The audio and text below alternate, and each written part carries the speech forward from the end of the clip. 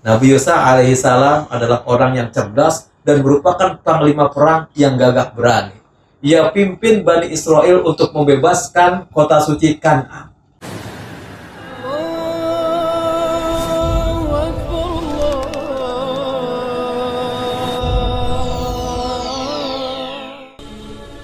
Assalamualaikum warahmatullahi wabarakatuh.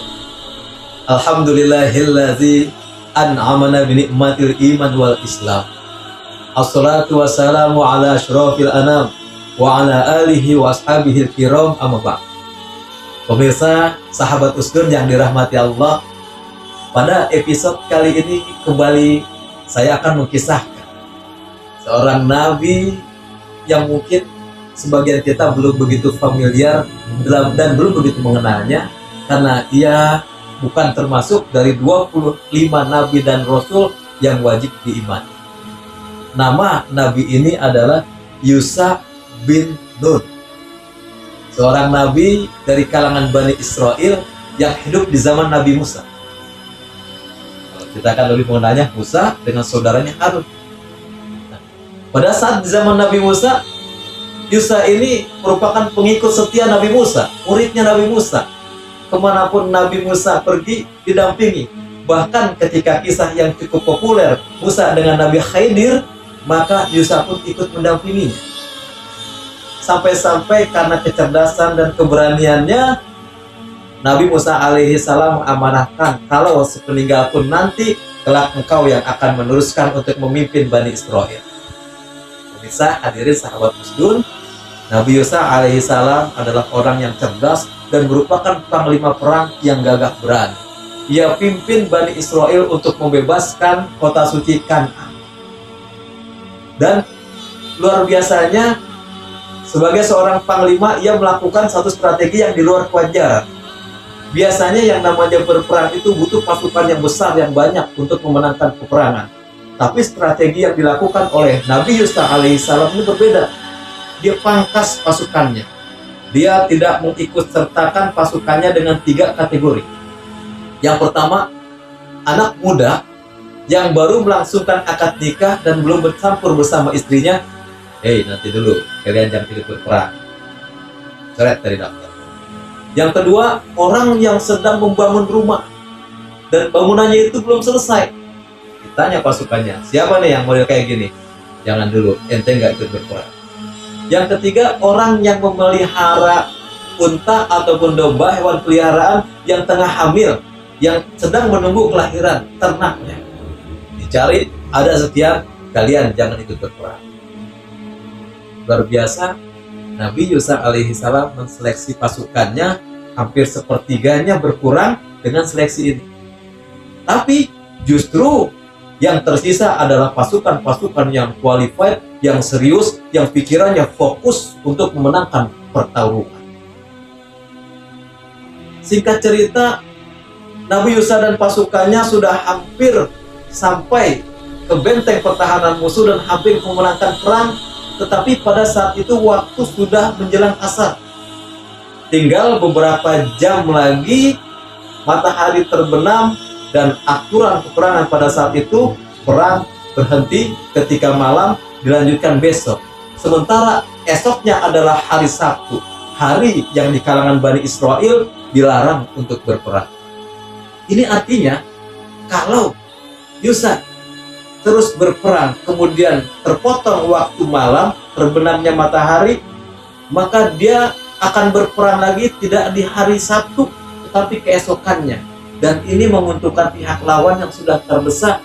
Dia bisa menyusun kembali kekuatan. Nabi Yusha alaihissalam menyadari hal itu.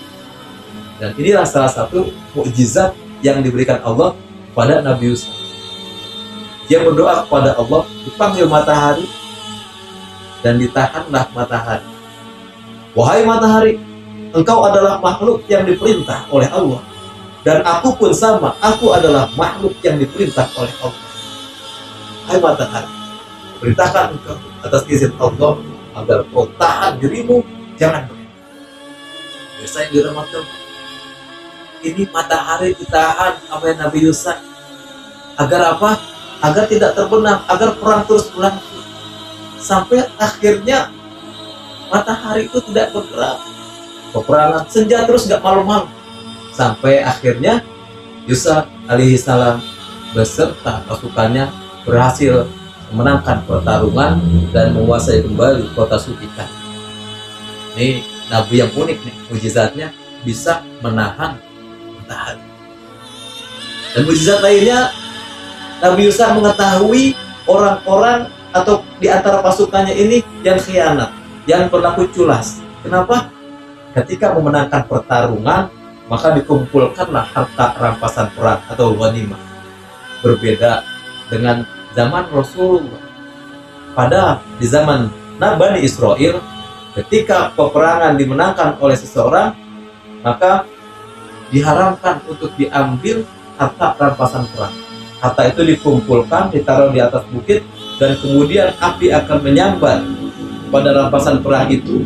Kalau Allah redho, maka akan terbakarlah semua harta rampasan perang.